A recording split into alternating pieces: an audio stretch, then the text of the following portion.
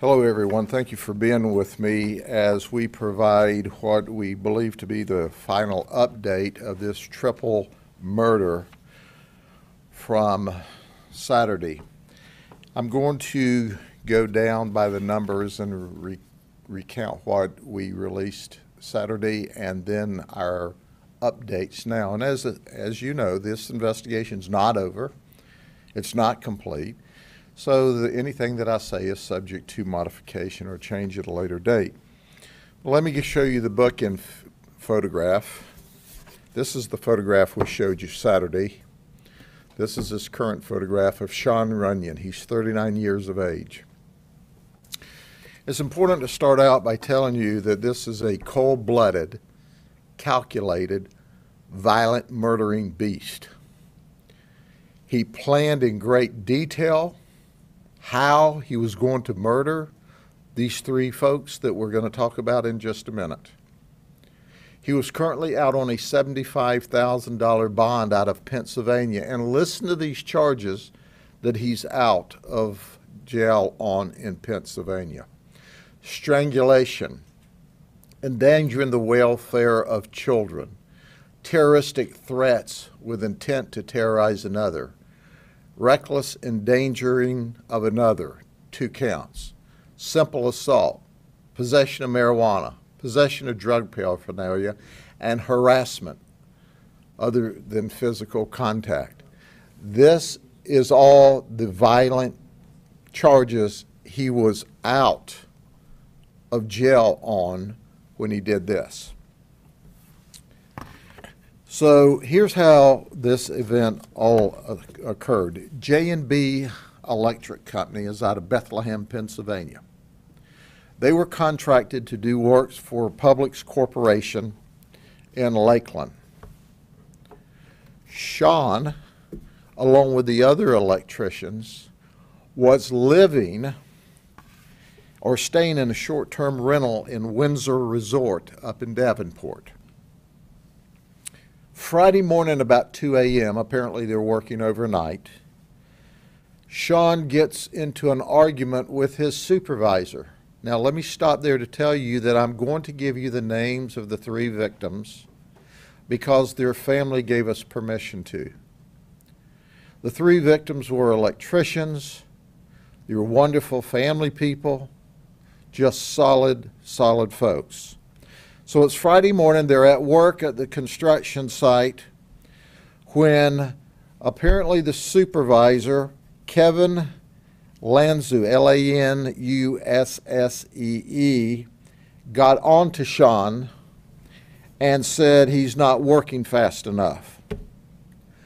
Sean punched him, hit him, and fled in the work truck. Now, Sean is the half-brother to the owner of the company. The owner of the company then told him, just come home. Sean went north on highway or Interstate 75 to Cordell, Georgia. Well, he heard an advertisement on the radio at the Broken Arrow Outfitters about a big sale they were having. So he pulled in. He pulled in to buy a crossbow so he could take this crossbow back to Florida and kill the 3 victims. That's right. He started on a Friday during the daytime to orchestrate this plan by buying a crossbow in Cordell, Georgia. Then instead of going on to Pennsylvania, where his half-brother and the owner thought he was, he turned around and he came back down 75, parked the company truck at the Tampa airport, and he rented a blue Nissan Versa. Well, what's important about that? Obviously, the company truck has logos all over it.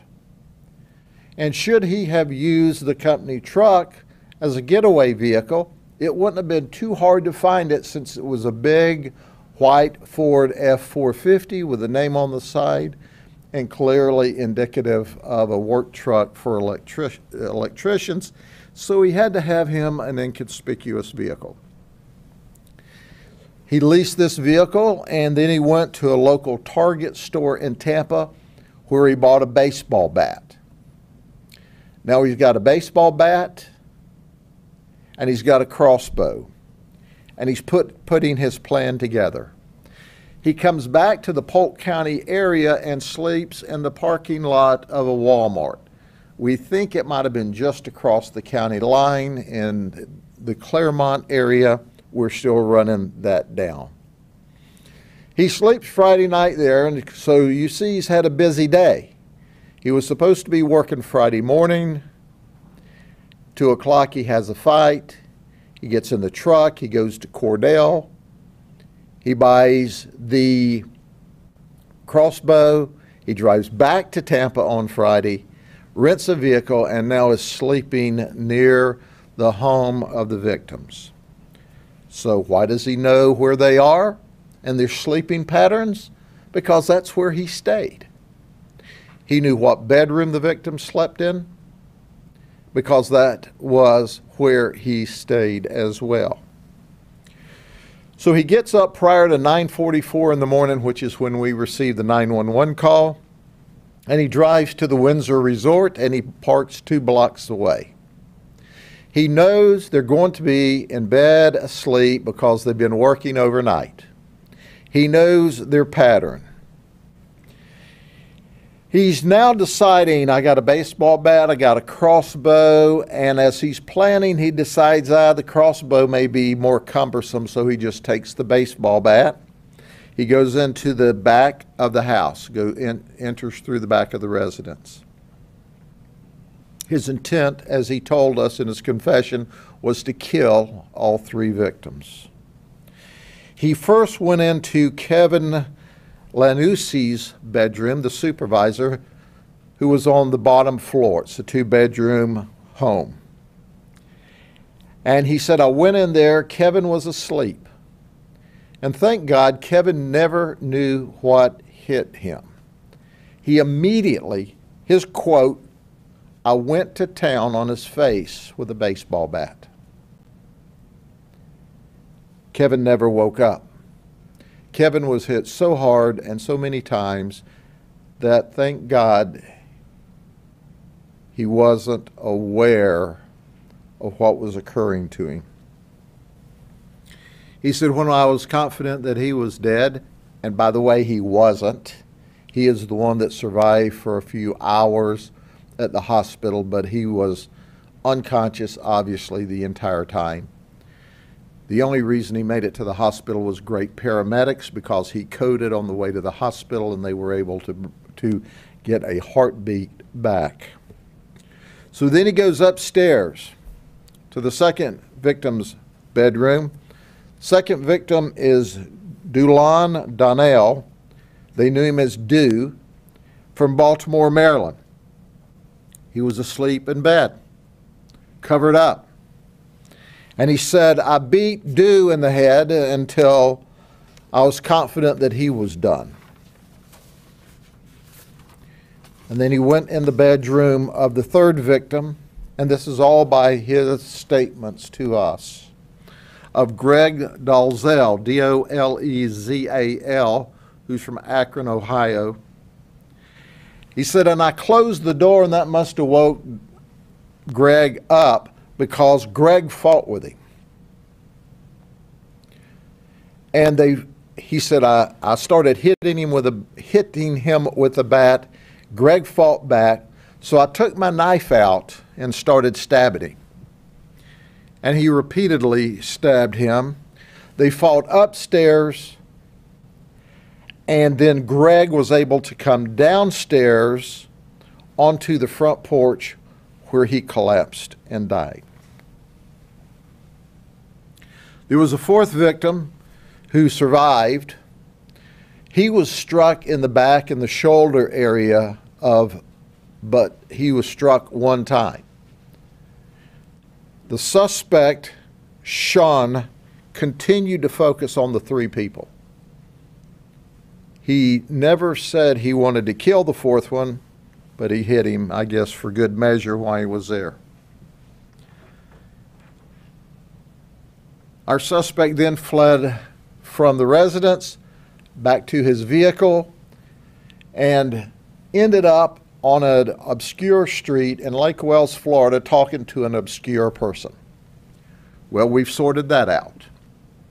This obscure person is a Publix employee who we're not going to release his identity. And the Publix employee got to meet him while he was on the construction site, and he was going to do some tile work for this Publix employee. He knew where he lived, and that's how he showed up at his house in Lake Wales. He had blood on him. So the Publix employee said, "What happened?" He said, "Well, I was in a fight." And he says, "And I was raped." And the Publix employee gave him a cloth to help clean up and then said, "You need to go to the hospital." And he did. Thank goodness we have this absolutely wonderful community we live in who understand the community must help. And our person from Lake Wales immediately called 911 to express what occurred and said, "I sent the guy to the hospital." Well, the guy went to the hospital, went to Lake Wales Hospital. And that's where we arrested him and took him into custody. He confessed to us multiple times through the day. He told us he was raped, that those three guys did a train on him, and he hated all three of them. Well, we gave him sexual battery test, and I want to underscore that there is absolutely, unequivocally, zero evidence to confirm what our just outrageous, violent beast of a human being did. What we saw was three electricians, three family men, three folks that were here working and doing a really good job so that they could support their family and their children. What we saw here was three victims, three men, three electricians with children. At least two of the three had children. Dew had a little girl as young as 4 years of age. We also know that Kevin had children as well, and they're gone. They don't get to see their children grow up.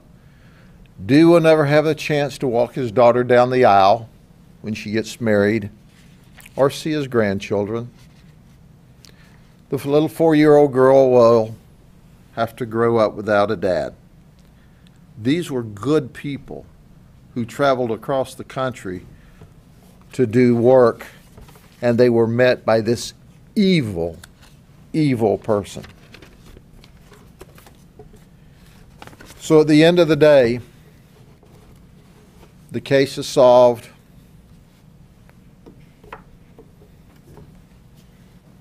He's in jail. I understand people have a right to bail, but it does occur to me if he'd still been locked up for his May arrest in Pennsylvania, we would have these fathers, these good men, alive and working and with their family today. I told you about other victims. There was also a 7-year-old in the house at the time this occurred with her father, who's another one of our witnesses, and his wife. None of them were physically injured. So there were a total of 7 in the house when the attack began. His 3 targets were viciously murdered. They were the focus. That's who he went after. Instead of having time to calm down from his rage when the supervisor chastised him, he only got worse over the next 24 hours to when he actually executed his homicidal plan about 9 a.m. on a Saturday morning. Are there any questions? He seemed like a ticking time bomb to me because he was strangling his significant other back in Pennsylvania. You know, obviously that was never resolved, and it just seems like this is an extension of that uncontrolled anger. What do you say? Obviously, you had an anger management problem. We saw violent acts against his family, people that were very special to him back in May, or allegedly special to him. And we see that he not only fought with and hit his supervisor on the job, but then when the boss, who by the way is his half-brother, says, "Come home," he makes it to Cordell when he goes, they're having a sale here at the Outfielders. That's where I'll get my crossbow to go back and murder them. He planned to murder them the entire time after he left. And I know you said that he confessed several times. Can you just describe one more time his demeanor while he told these events? Did it seem like he may have been on drugs, or? He was totally cooperative. He clearly, by his own admission, had used cocaine and marijuana in the past. He said he was of clear mind when this event occurred. However, we have evidence to indicate to us that he had cocaine and marijuana in his system. He was in a rampage. 3 or more people are considered a mass murder. He had a pre-designed plan to viciously murder these folks. He had plenty of time, seems like, to change his mind, slip it off and did it anyway. Yes, sir. He had plenty of time to change his mind. Instead, he spent all of that time preparing his plan. What we believe he was going to do is commit the murder, escape, take the rental car back, get in his vehicle, and go, I was on my way to Pennsylvania. I don't know what happened back there. Like, that would be hard to figure out. Did he ever say why he ended up in Lakeville? Yes, because he had met this Publix employee at the job site and had agreed to do some tile work in his home. So that's why I think he's, on drugs then. I mean, he shows up on Saturday morning unexpected, bloody. He knew where he lived because he was going to do tile work for him. And that's when the Publix employee says, whoa. Oh, and he said that when he said he was raped, he said, they won't do that again. That's as close as he got to a confession to that witness. But at the end of the day, this is bizarre. And my heart goes out to the victims. Murdering someone is never, ever acceptable. But when you viciously attack 3 people who were in bed sleeping with a baseball bat, and there is home video and we can see the obvious bend of the bat where he hit them that hard. At least 2 of the 3 victims never knew. They were hit that hard initially and in repetition that many times. But our 3rd victim fought. He fought for his life. And when he couldn't get the best of our 3rd victim with a baseball bat, he pulled a knife out and started stabbing him and stabbed him and cut him to death.